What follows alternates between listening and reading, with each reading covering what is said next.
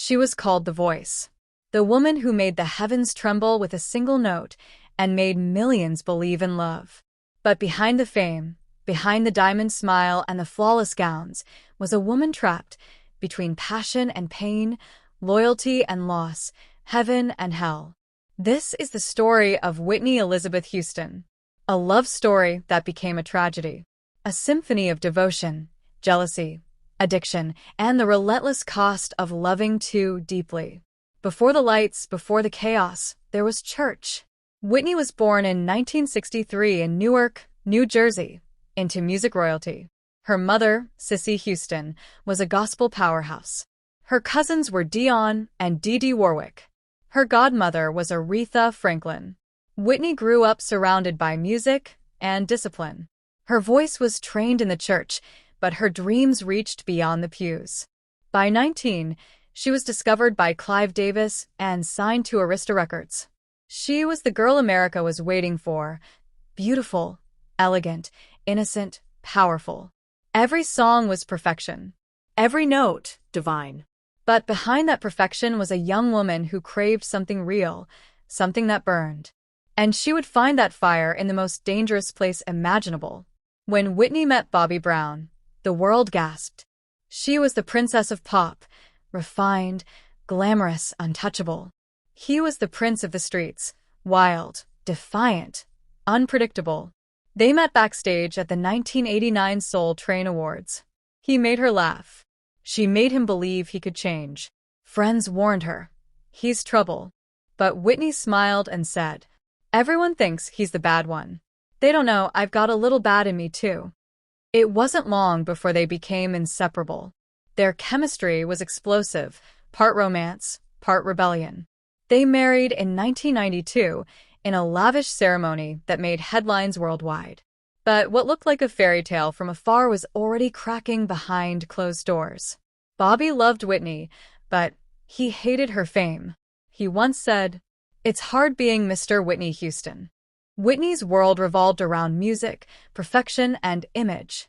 Bobby's world was chaos, liquor, and loyalty to his old ways. They clashed constantly. Arguments turned to shouting. Shouting turned to silence. And silence turned to something darker. There were rumors of violence, hotel fights, broken glass, bruises explained away as accidents. Friends and family grew worried, but Whitney wouldn't leave him. She once told a friend, "He's my mirror. He shows me who I really am." And who she was becoming was not the Whitney the world once knew. It began with whispers, missed rehearsals, slurred words, canceled shows. By the late 90s, Whitney and Bobby had fallen into addiction together. Cocaine, weed, pills, a dangerous cocktail of escape and denial. They locked themselves away for days, even weeks. Their mansion became a fortress of dysfunction. Walls filled with laughter one moment and screams the next. The tabloids went wild. Headlines read, "Whitney Houston's tragic spiral." Still, Whitney defended Bobby to the end. "He's not the problem," she said in one interview. "We have a problem, and it's called life." Her once flawless image shattered, from the girl next door to a cautionary tale. But behind the drugs was something deeper. Pain. Pain from the pressure to be perfect. Pain from a love she couldn't let go of. There was another story, one the public barely knew. Before Bobby, before the fame, Whitney had a close friendship with Robyn Crawford, her longtime assistant and confidant. Their connection ran deep, emotional, intense, and rumored to be romantic. For years, the two were inseparable. Robyn was her anchor, her shield against the world's demands. But once Bobby entered her life, everything changed. Jealousy took root. Bobby despised Robyn's influence, and Robyn distrusted Bobby's chaos. Their rivalry became a constant war in Whitney's life, one she could never fully escape. In the end, Robyn walked away, and Whitney lost the only person who had truly understood her before the world claimed her. Years later, Robyn confirmed the rumors. "We were more than friends. We were soulmates." It was a love that couldn't survive the spotlight. And when it ended, a piece of Whitney's heart broke forever. The early 2000s were brutal. Public appearances became unpredictable. Once radiant, Whitney now appeared frail, trembling, defiant. Her interviews turned chaotic. Her infamous "crack is whack" comment became a pop culture echo. But behind the memes was a cry for help. Her marriage was crumbling. Her career was suffering.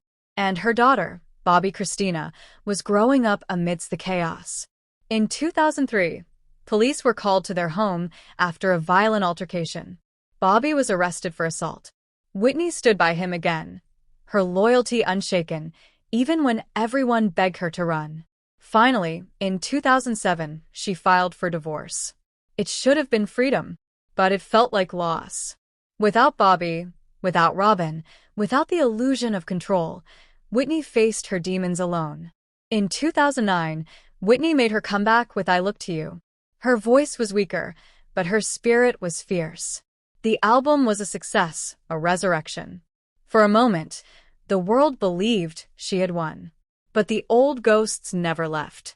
She struggled to stay clean, to stay happy. And love, the one thing she had always chased, remained out of reach. There were rumors of short-lived romances, attempts at new beginnings. But none lasted. Her heart was still somewhere between the girl she had been and the woman she became. By 2012, the battle was over. Whitney was found lifeless in a Beverly Hills hotel bathtub the night before the Grammys. Drugs and heartbreak had taken her final breath. The world mourned. Fans wept. And Bobby Brown, broken and hollow, whispered through tears, "I loved her more than life itself." Her daughter, Bobby Christina, would tragically follow her mother's path, dying just 3 years later in eerily similar circumstances.